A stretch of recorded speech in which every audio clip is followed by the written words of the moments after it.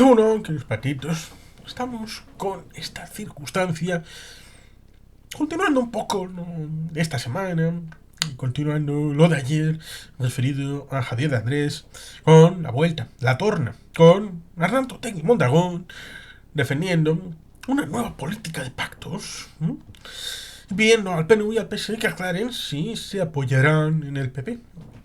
Resulta alucinante que lo diga esto el señor Arnaldo Otegi Mondragón, que en la legislatura que termina el Partido Popular y H. Bildu han coincidido en su votación en contra de las propuestas del gobierno de en un 52-60% de las veces. Lo cual, evidentemente, nos lleva a cierto informe de Idoia Zenarruzabeitia en la primera década de este siglo, hablando de la concurrencia de los votos de Batasuna con el PP en el Parlamento Vasco. Un hecho bastante interesante para la historia de cuando el Parlamento Vasco intentó enviar una señal clara contra la ilegalización y contra la ley de partidos, haciendo una propuesta de denuncia al Tribunal Constitucional, y fue Arnaldo Otegi Mondragón en el Parlamento Vasco el que dijo que no, y votó en nombre de Socialista Abertzaleak que no. Y por tanto, era un paso imprescindible que como Parlamento Vasco fuera al Tribunal Constitucional para que como Parlamento Vasco después se fuera al Tribunal de Estrasburgo. Prefería ir en solitario, lo cual es alucinante. Alucinante el peso que le daba al Parlamento Vasco un gadillo que evidentemente fue defendido por Juan María Atutxa. No por ellos, sino por la institución y el reglamento que decía que los grupos parlamentarios no eran miméticos de los partidos políticos y por tanto tú puedes ilegalizar un partido político, pero el grupo parlamentario no puede ser algo mimético del partido político porque puede estar incorporado no solamente miembros salidos de una determinada candidatura, sino de otras, o ser fracción de una candidatura, como le pasó, por ejemplo, a la candidatura Eusko Abertzaleak, Partido Nacionalista Vasco, Eusko Alkartasuna, con dos grupos parlamentarios, el Grupo Nacionalista Vascos y el Grupo Eusko Alkartasuna, en las diversas legislaturas en donde se fue en coalición. Y por tanto, ahí está la defensa de una institución y el hecho de tratar de hacer política a corto. Chindoki tiene un libro que no ha sido publicado y que menciona a Gordo en 1990. Pero bueno, no vamos a hablar de Chindoki porque la deriva light, ¿cómo era? País de banderizos que está comentado en un vídeo y luego hay un conversatorio con Chindoki directamente en el canal. El que quiera puede ir a verlos. Pero estamos hablando de esto, del asunto de la política de pactos y el tema de PNV y Partido Socialista de Euskadi. Ante todo y sobre todo lo más importante, y es decir que la gente vota. No podemos poner la situación del carro antes de los bueyes. Y es que la gente puede votar lo que considera oportuno. Incluso imaginemos que le dé al PUM más J una mayoría absolutísima con 75 escaños, lo cual evidentemente le daría la posibilidad de gobernar sin ningún tipo de oposición. La gente puede hacer lo que considere oportuno ese día 21 de abril en el ámbito vasco. Otra cosa es lo que más o menos se puede especular de que pueda haber una votación en una determinada dirección o en otra, que pensando lo que han hecho los vascos en 2020, en 2023, en el ámbito de las elecciones municipales y forales y luego las elecciones generales, ya sea el 28 de mayo como el día 23 de julio, más o menos se puede inferir que la trayectoria lleva a que ha habido una no subida de Bildu, en tanto en cuanto no hubo una bajada de Bildu, sino un trasvase en el ámbito de la fluctuación entre el ámbito de Podemos y Amaiur, y luego hubo un reflujo y esos 21 escaños en 2012 bajaron a 18 y luego volvieron a subir en 2020 a 21 en el ámbito del Parlamento Vasco, y el ámbito del PNV estuvo en torno a 27, 28 y 31 en el ámbito del año 2020. Eso sí, hubo un descenso en la participación y un descenso en los votantes del PNV que no fueron a votar. No se notó exactamente en el año 2020, pero sí tuvo una incidencia importantísima en el año 2023, lo cual evidentemente significó no que hubiera gente que hubiera dejado de votar al PNV y esté votando a Bildu, sino gente que dejó de votar a Podemos y que estaba votando a Bildu, porque había votado a Amaiur y luego votaron a Podemos en 2015-2016. Pero, ciertamente, a los que sean apologetas del cambio por el cambio, he de decirles un pequeño detalle. En 2015-2016 hubo encuestas que daban primera fuerza en Araba, primera fuerza en Navarra, a las Juntas Generales y al Parlamento Foral, a Podemos. ¿Podemos ganó la Diputación de Araba algún año? ¿Verdad que no? Podemos tuvo la presidencia de la Comunidad Foral de Navarra. ¿Verdad que no? Hubo encuestas en el Estado español que daban primera fuerza a Ciudadanos y a Podemos. Y en ningún momento hubo ni siquiera el más mínimo atisbo de sorpaso del PSOE con respecto al que quería sorpasarle, que era Podemos. Y lo mismo Ciudadanos.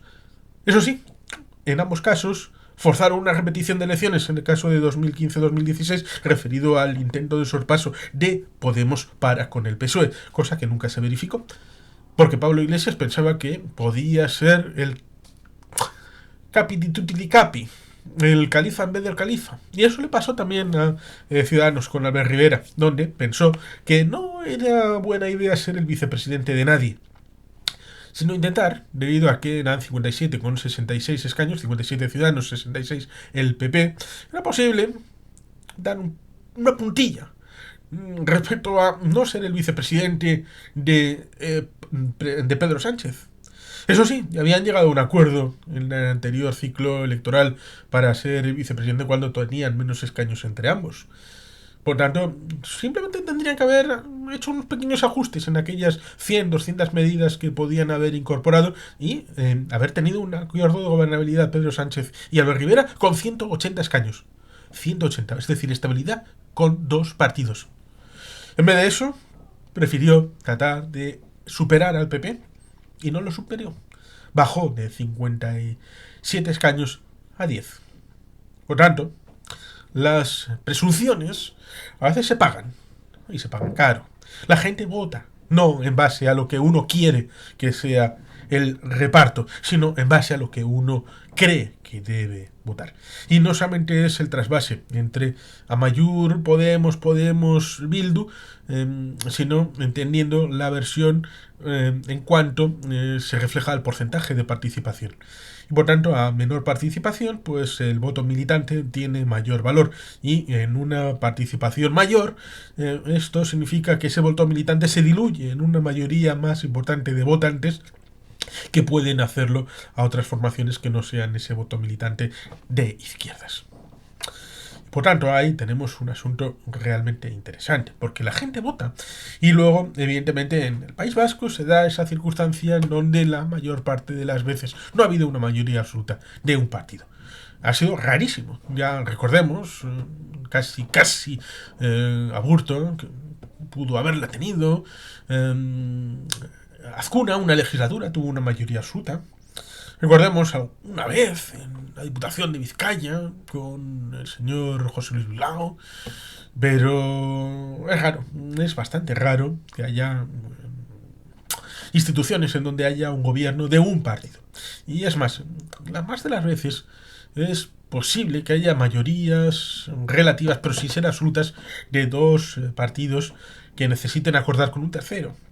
Y esto ha sido bastante habitual en las instituciones vascas, ya sean a nivel municipal, a nivel foral y a nivel de Parlamento Vasco.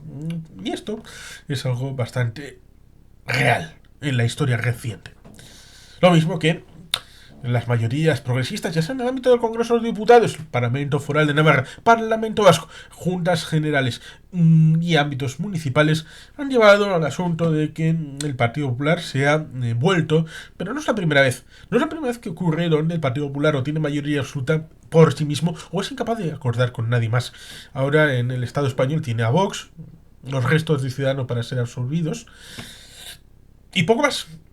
Porque no puede llegar a acuerdos con nadie más. Porque, en el fondo, de las políticas prácticas, se ha retranqueado a un posicionamiento bastante centralista, jacobino, unitarista, que desprecia las comunidades autónomas, desprecia por interés, igual, si no estuviera la amenaza de Vox sería distinto, o tal vez sí, sería igual, en asunto del autogobierno, financiación, políticas públicas, por tanto, ahí... el señor Vicente Real suele decir que para el PSOE le ha venido bien la existencia de Podemos y para el PP le ha venido bien la existencia de Vox para despertarles de la abulia ideológica y volverles a darle vidilla a la hora de tener clara cuál era su vocación de servicio público. Pero, más allá de eso, puede imponer brechas ideológicas con planteamientos que no sean exactamente los que la ciudadanía necesita, sino los que algunos partidos con dogmas ideológicos quieren plantear. Y esto lucha con el vector autonómico. Con el vector autonómico van políticas públicas y con esa situación se devienen políticas públicas que vienen en contra de la ciudadanía, a pesar de que la ciudadanía luego les va a votar. Y recordemos las palabras de Susana, que dijo que el Partido Popular puede presentar un brick de leche en la ciudad de Santander, lo mismo que el Partido Socialista puede presentar un brick de leche en la Diputación de Sevilla, que van a salir elegidos. Y por tanto ahí tenemos una situación en donde la ciudadanía no es como una linterna que va buscando la verdad, sino que a veces confundirán la arena con la luz y beberán arena si les toca. No podemos hablar del individuo y de la ciudadanía a nivel global, porque la ciudadanía puede ser tonta y el individuo inteligente. Y por tanto ahí la situación de los acuerdos devienen de las mayorías que existan. Y las políticas de pactos en el País Vasco están bastante estructuradas en buena medida con el eje dual entre el Partido Socialista y el Partido Nacionalista Vasco, que es el que ha liderado tradicionalmente las instituciones vascas con un programa claro de defensa de las instituciones, del autogobierno, del hecho de la nación multinivel foral y diversos elementos que ya hemos comentado en los últimos días. Esto evidentemente se transmuta en la idea de los acuerdos de izquierdas, que vienen derivados de una formulación que es bastante pintoresca, por decirlo suavemente. Hay quien diría que es esquizofrénica, pero digamos que tenemos un exconcejal de Villada en donde hablaba de que el último estadista en el Estado español es señor Urkullu Rentería, de Endacari por Eusko Alderdi Jeltzalea. Luego tenemos la idea de la vocación de los pactos de izquierdas, que devienen en una situación en la que él propuso esta idea, luego acabaron echándole del partido, a pesar de que luego el Partido Socialista, su Partido Socialista, acabó haciendo real esta política y no le han devuelto el carné, lo cual es alucinante y me parece una injusticia histórica.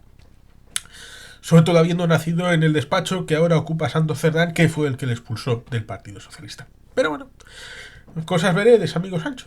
Estas cosas existen. No por ser absurdas, dejan de ser existentes. Y Arnaldo Otegi habla de una nueva política de pactos, donde en Madrid, donde ellos en los años 80 iban a Madrid a coger las prebendas y luego dejaban de estar en el hemiciclo.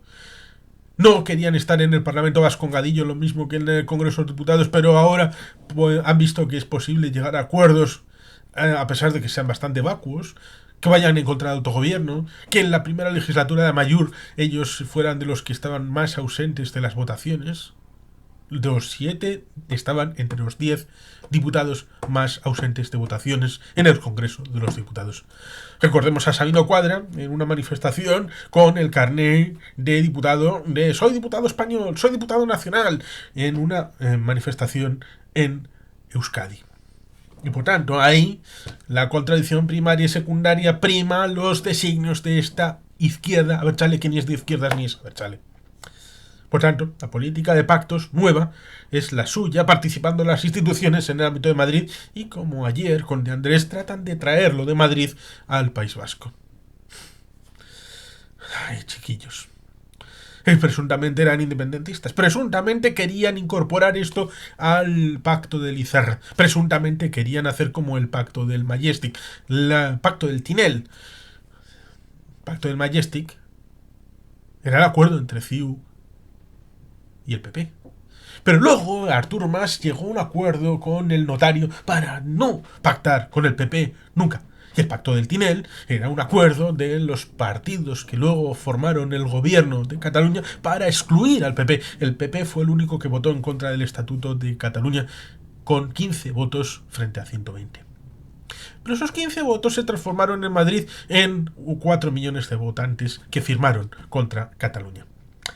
Por tanto, ciertamente las cosas tienen mayor trascendencia de lo que uno pudiera decir. Y por tanto, estos asuntos del acuerdo del Tinel, pacto de Lizarra, en la vertiente política de tratar de excluir a los maquetos, la idea de que no toquen ningún tipo de gobernabilidad, ni el PP ni el PSOE, resulta alucinante luego las prácticas que ha habido en este siglo referido a estos PP y PSOE, referido a la izquierda de Chale, referido a Bildu. El aporte, en apoyo o en sustracción de Bildu respecto a estas dos formaciones. Ahora parece que el PSOE no era el del GAL. Ahora parece que el PSOE no era el de la España que odiaba el euskera. Hasta el PSOE parece que es el defensor del euskera como única lengua vehicular en el País Vasco.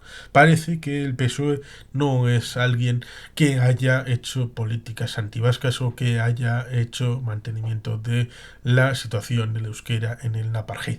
Y, por tanto, el PSOE, según el día que sea, lunes, miércoles y viernes, en vez de jueves, martes y sábado, los domingos son día de guardar y por tanto no cuentan, pues parece que el PSOE es una cosa u otra, dependiendo de lo que diga el sumo sacerdote Arnaldo Otegi.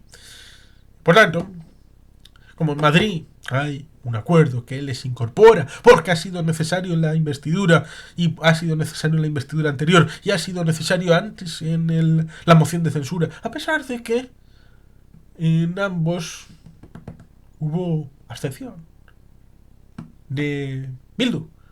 Solo ha habido voto favorable en la última investidura y por tanto estos de Bildu no fueron necesarios. Ni siquiera en las leyes referidas al estado de alarma, que no votaron a favor.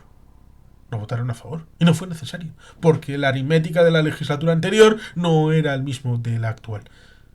Y por tanto, cuando cierto delegado del gobierno de España en Madrid se le ocurrió decir que a Bildu había ayudado más a la ciudadanía española, había salvado más vidas, se metió en un zafarrancho absolutamente voluntariamente, y además que era mentira, porque Bildu no había votado ni una sola vez a favor de la ley de desarrollo del estado de alarma.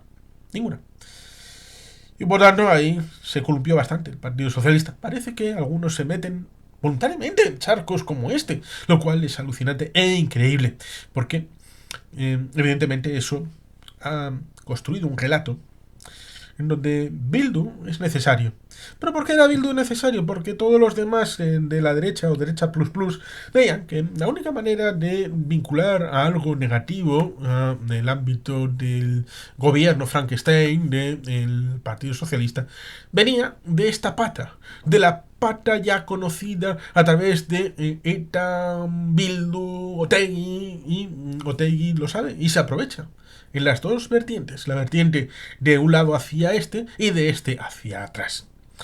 Por tanto, sabe perfectamente que cuando toda esta gente piensa en ETA, en Bildu y en el terrorismo, son los mismos que intentaron descabalgar la candidatura de Bildu en 2011. Recordemos que fue el PNV el que presionó para que fueran legalizados, sí contra la bocina, sí, pero fueron legalizados a esas elecciones municipales y luego fueron como mayor a las elecciones generales de fin de año, en las que se abstuvieron para la investidura del señor Mariano Rajoy, lo mismo que se abstuvieron en la investidura de 2020 con respecto a Pedro Sánchez.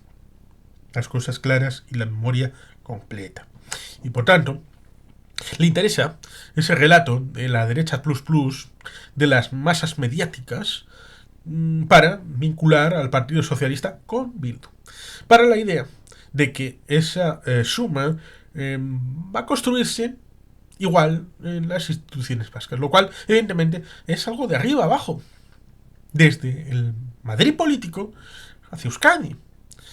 En teoría, base a la contradicción primaria y secundaria, que es el real vehículo que trasciende toda esta circunstancia y que está detrás del asunto, de realmente no ser buscadores de la independencia, sino a través del ámbito de la izquierda tener un foco en el hecho de poder meterse con el autogobierno, siempre que sea para un bien común, sea el que sea etéreo, bastante evanescente, flumígero a la hora de establecer ataques a través de leyes, de bases, que a través de Podemos, a través de Sumar, atacan el autogobierno vasco, pero en base a un bien común, sobre todo pensando que estos ataques van a destruir la capacidad de autogobierno de Madrid, lo cual es alucinante, porque dejen ustedes a Madrid que haga lo que le considero oportuno. Ayuso ha sido votada por mayoría absoluta por los ciudadanos de Madrid. ¿A nosotros qué nos viene y qué nos va? ¿Para qué atacar fiscalmente a Madrid? ¿Para qué atacar las leyes que hacen en Madrid? ¿Para qué atacar las formulaciones que tienen en Madrid respecto a educación, sanidad y servicios sociales? Salvo que, como Otegui, se tenga la idea de que el PP en Madrid es el PP en Euskadi. Y el PP en Euskadi no es el PP en Euskadi, es el PNV en Euskadi, porque se ha nutrido de los votantes del PP que han ido a la votación útil que es el PNV para tratar de frenar a la izquierda en el ámbito vasco. Una pirueta bastante curiosa, pero hay gente que lo piensa así, que votante del PP, que tuvo una participación importante a final del siglo XX, comienzos del XXI en el Parlamento Vasco, se desinfló con la aparente melifluidad del PNV, con el acomodaticio autogobierno en forma de autonomismo y haber tirado por la borda Ibarretxe, haber tirado por la borda la independencia y haber puesto en proa un regionalismo absolutamente melifluo y acomodaticio con la España eterna.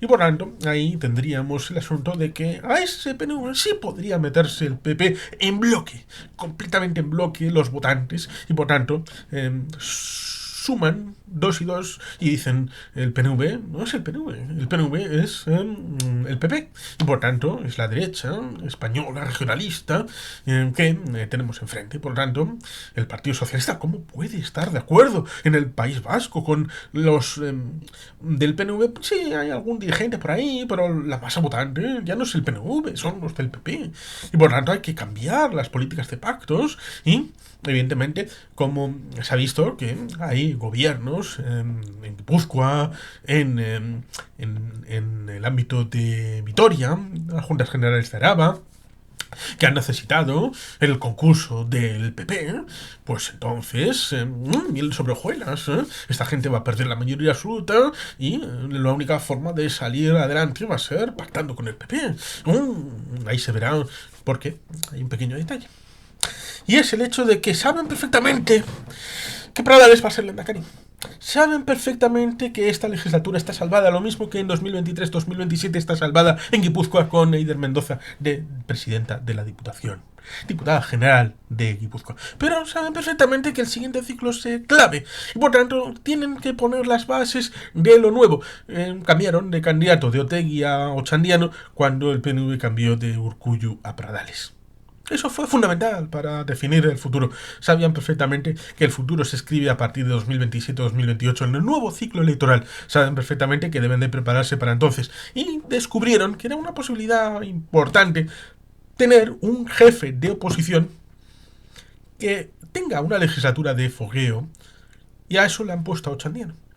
Si es que la aguantan, porque nunca han tenido la posibilidad de hacer algo parecido, porque digamos que a Laura Mintegi se la fumigaron, lo mismo que hicieron algún que otro en otra circunstancia, a la hora de que era demasiado... Bueno, Laura Mintegi pues pasó como, digamos que cierto expresidente de Endesa, que tuvo el cara a cara con Pedro Solbes en 2008, en el debate de candidatos económicos, y que luego tuvo razón cuando se llegó el Partido Popular al gobierno, pero Mariano Rajoy hizo como que no había pasado eso, y a esta persona que luego tuvo un rollete amoroso con la expresidenta de Navarra, Yolanda Barcina, bueno, pues ahí están las cosas, los vericuetos de la vida, que se abre camino, como diría el doctor Ian Malcolm. Pero bueno, volviendo al asunto, evidentemente tenemos ese asunto en donde aparentemente Otegui piensa que gobierne la lista más votada. Es decir, UPN en Navarra, UPN en Pamplona, el PNV en Bermeo. Evidentemente es falso, no quiere esto. En La Guardia, el PP obtuvo la primacía. Por tanto, solamente es si ganan ellos o si la suma les puede dar beneficio a ellos. Es una hipocresía que comparte con el PP, lo cual evidentemente Otegi no querrá confesar. La política de pactos debe servir para vehiculizar políticas públicas en una determinada dirección, de beneficio de los vascos, de beneficio de la ciudadanía, en un pragmatismo que se pueda hacer política, no de esquemas de gran difusión, no de lemas de Twitter o de redes sociales, sino política desmenuzada en políticas prácticas, en los asuntos sectoriales, en donde no son capaces de hacer una apuesta realista en industria, en la sanidad, en educación, más allá de buscar polémicas, de buscar la conflictividad social. Y esto, evidentemente, es algo que debería de verse las costuras la ciudadanía y percatarse que muchos conflictos son artificiales. No puede ser que en una población que es el 4,68% de la ciudadanía del Estado español estén más del 50% de las huelgas que suceden en el Estado español. Es imposible. Sobre todo teniendo indicadores tan buenos en muchos ámbitos en el País Vasco. Por tanto, Otegi primero debería de ver las costuras en su propio sector, como por ejemplo las escisiones a nivel interno. Gentes desde la izquierda, desde el ámbito que reproducen esquemas de la antigua Kale Borroka, incluido el elemento de campus UPV, hasta el punto de que 1.400 profesionales han hecho un manifiesto contra la violencia en la UPV 2024. No estamos hablando ni 2014 ni 2004, 2024. Pintadas, una de las cuales ponía en un bachoqui sionista. A mí me parece que por primera vez no fue un insulto. Pero bueno, dejando de lado esto, hay otras pintadas y tirar basura delante de los bachoquis, cosas que también pasan en alguna casa del pueblo, lo cual evidentemente hay que solidarizarse, porque esto no lo queremos para nadie, ni para ninguna sede de ningún partido.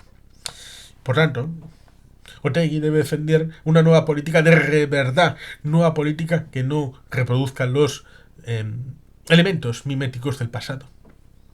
Que sea una política nueva, de verdad, en donde prime el qué y después el con quién. Evidentemente, le interesa más esto. Le interesa más la política de frentes, de bloques. Una política importada desde Madrid, donde priman los bloques, donde priman los enfrentamientos, donde prima el no llevarse con nadie y a priorizar el con quién referido a las políticas concretas. Por eso, no se pudo llegar a un acuerdo en la ley de educación, a pesar de que técnicamente estaban de acuerdo. Que respondieron a Podemos acerca de esta circunstancia en donde la educación privada, llamémosle privada, tiene un 50-50 respecto a la educación pública en el País Vasco. Y es bueno, porque tiene castolas, cooperativas, aquí está Escola, que baja un terreno complejo y propio, nacional, foral, vasco. Pero esto igual, en el gran angular, no es posible presentar, porque es privado y es público. Y la única viabilidad de un espacio de izquierda sería público 100%. Por tanto, ahí tenemos un asunto que ejemplifica todo lo demás. ¿PNV y PSE se apoyarán en el PP? El PNV y el PSE tienen gobiernos municipales, forales y autonómicos en dos comunidades que seguramente serán por un programa electoral y un programa de gobierno. Y esto, si ha funcionado, tal vez lo sea en el futuro, pero hay un apriorismo bastante importante. Y es que la ciudadanía vote y las sumas obliguen a reformular el acuerdo de la manera en la que está hecho. O igual le da mayoría a un partido sobre otro. No lo sabemos. Primero debe de votar la ciudadanía y después ver cómo se pueden configurar mayorías y minorías en esas instituciones después de que vote la ciudadanía. Por tanto, la respuesta que se le puede dar a Arnaldo Otegi es: sus sueños no se van a cumplir. sus sueños húmedos la ciudadanía vasca no va a hacerlos realidad. La ciudadanía vasca quiere estabilidad, quiere centralidad, quiere servicios públicos y quiere garantías para no volver atrás y no dejar a nadie atrás. Y por tanto, la ciudadanía vasca seguro que confiará en Imanol Pradales, por lo menos para este periodo. Lo de después, pues ya veremos. Cuando llegue ese momento ya cruzaremos ese río. Y sin más, queridos patitos, es que ricasco, agur berobat, Betty Gelpean.